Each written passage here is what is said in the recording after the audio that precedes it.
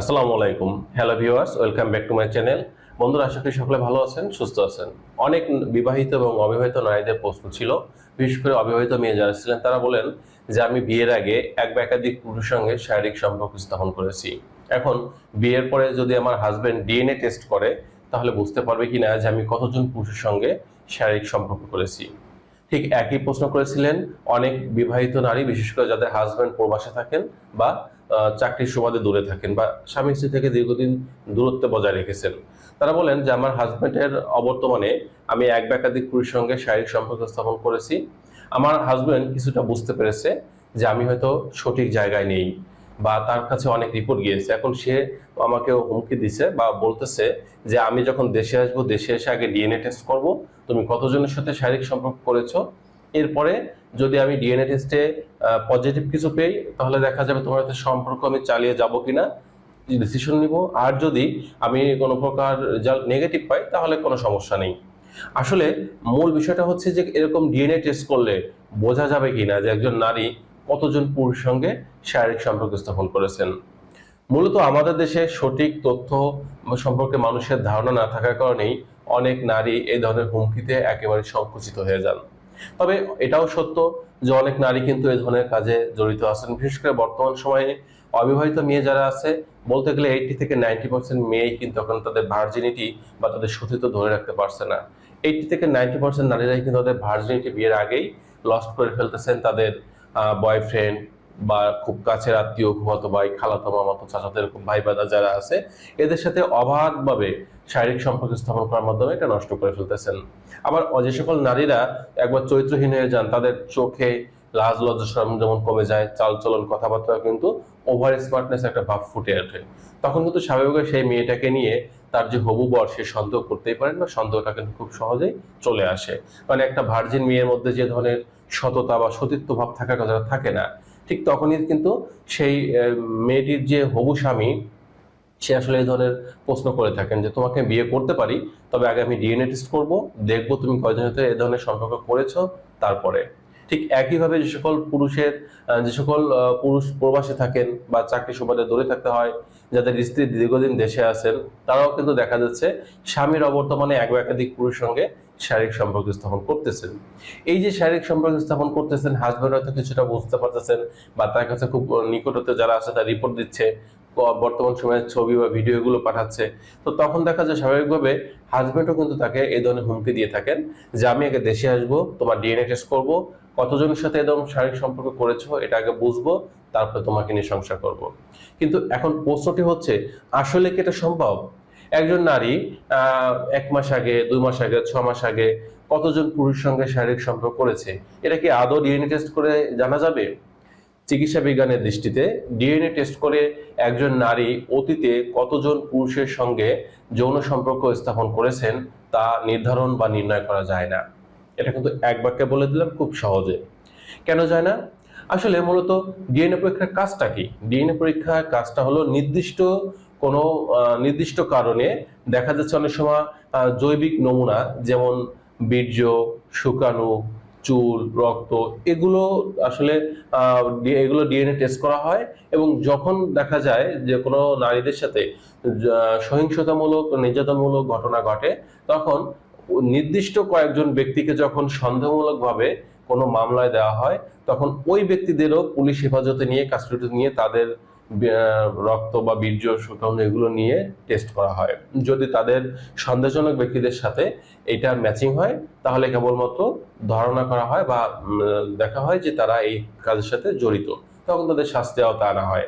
তবে এর একটা নির্দিষ্ট সময়সীমা আছে, সেটা হচ্ছে 72 ঘন্টা থেকে সর্বোচ্চ 7 দিন পর্যন্ত।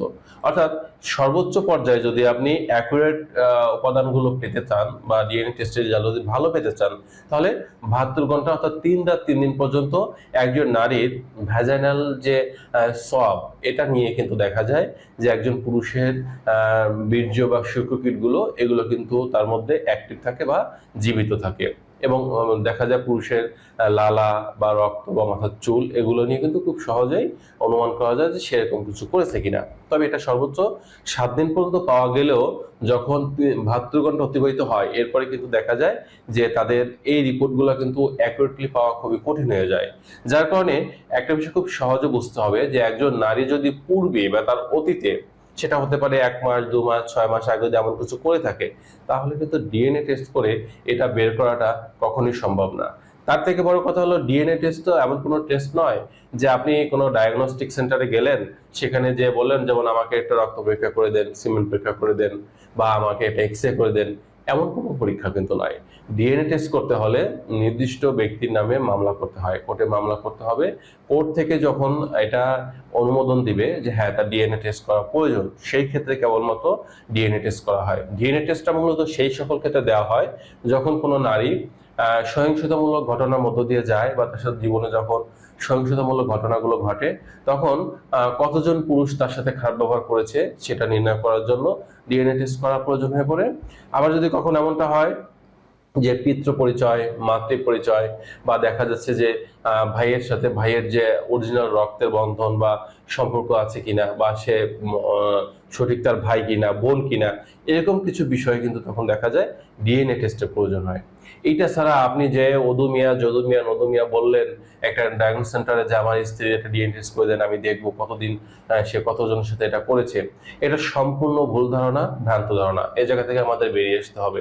তবে এটাও সত্য যে বর্তমান সময়ে যে সকল অবিবাহিত মেয়ে আছেন তার 80 থেকে 90% মেয়ে তাদের সতীত্বতা ধরে রাখতে পারছেন না। তারা তাদের ভার্জিনিটি লস করতেছেন বয়ফ্রেন্ড অথবা খুব কাছের যে আত্মীয়গুলো আমরা বলি, যেমন মামাতো ভাই, ফুফাতো ভাই, খালাতো ভাই, চাচাতো ভাই, দুলা ভাই, সমবয়সী মামা, কাকা, বা এই জাতীয় যারা আছে এদের সাথে কিন্তু অতিরিক্ত পরিমাণে বিয়ের আগেই খুব ঘনিষ্ঠ সম্পর্ক মিলিত হচ্ছেন, বা এই ধরনের কাজে লিপ্ত হয়ে তাদের ভার্জিনিটি লস্ট করে ফেলছেন। এই জায়গা থেকে আমাদের প্রত্যেকটা অবিবাহিত মেয়েদের সরে আসতে হবে।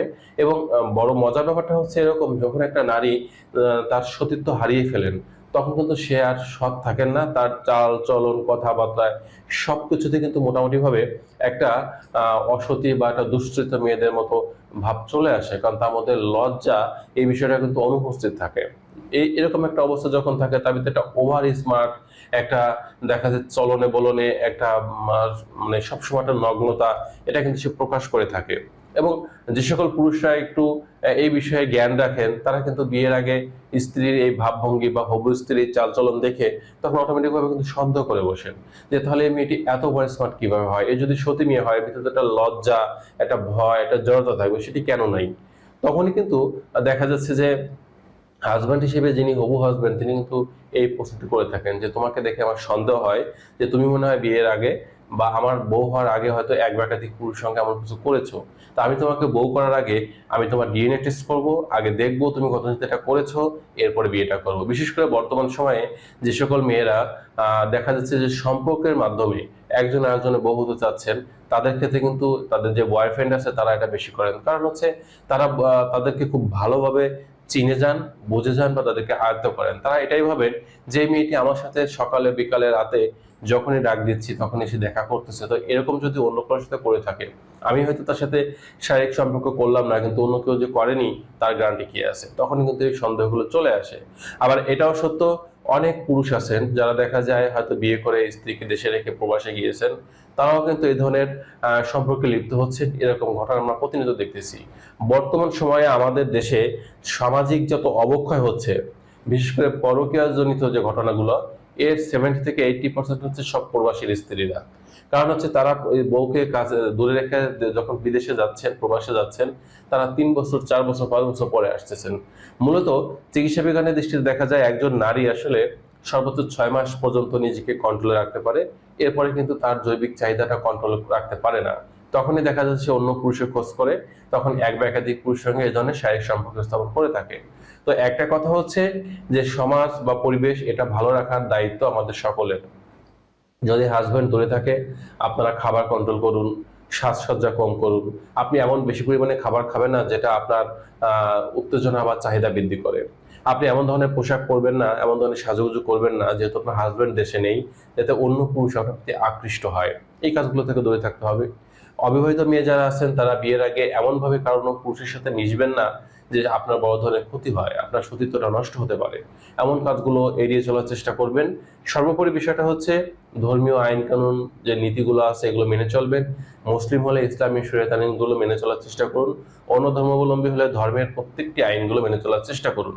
একটা বিষয় খুব সহজে মনে রাখার চেষ্টা করতে হবে, আপনি বিয়ের আগে যদি যেটা করেন তাহলে শুধুমাত্র ডিএনএ টেস্ট করে যে আপনার এটা পরীক্ষা করা যাবে বা এটা বের করা যাবে বিষয়টা কিন্তু এমন নয়। অনেক ক্ষেত্রে দেখা যায় টু ফিঙ্গার পদ্ধতি, অথবা যখন স্বামী স্ত্রীর বাসর ঘরে যাবেন, আপনি যখন লাইট জ্বালিয়ে প্রথম সহবাসটা করবেন তখন কিন্তু আপনার স্ত্রী ভ্যাজাইনাল যে স্ট্রাকচার বা গঠন, এটা যখন দুইটা পা ফাঁকা করবেন তখন কিন্তু লেভিয়া মাইনরা লেভিয়া মেজরা যখন দুদিকে চলে যাবে, জায়গাটা অনেক ফাঁকা দেখাবে, তখন কিন্তু এটা দেখে একজন পুরুষ খুব সহজে বুঝতে পারবেন যে আসলে তার স্ত্রীটা করেছে কিনা। আবার যদি এমনটা হয় যে তার ব্রেস্ট যে শেপ, তার শারীরিক গঠন, এগুলো দেখেও কিন্তু অনেক পুরুষ বুঝতে পারেন বা এটা বোঝা যায় যে সে আসলে ভার্জিন কি নন ভার্জিন। আর যদি স্ত্রী যাদের প্রবাসে যে স্বামী থাকেন, যারা স্ত্রী দেশে আছেন, তাদেরকে বলবো যে এই হাজব্যান্ডের সাথে ভালো কমিউনিকেশন রাখুন, এই ধরনের পরকীয়ামূলক কাজ থেকে দূরে থাকুন, যাতে ডিএনএ টেস্টের কথা পর্যন্ত আপনাদের শুনতে না হয় এবং তো যেতে না হয়। তো বন্ধুরা, এই ছিল আজকের বিষয়। আশা করি বিষয়টি বুঝতে পেরেছেন। ভিডিওটি ভালো লাগলে লাইক দিতে পারেন, বন্ধুদের শেয়ার করতে পারেন। আজ এ পর্যন্তই। আল্লাহ হাফেজ।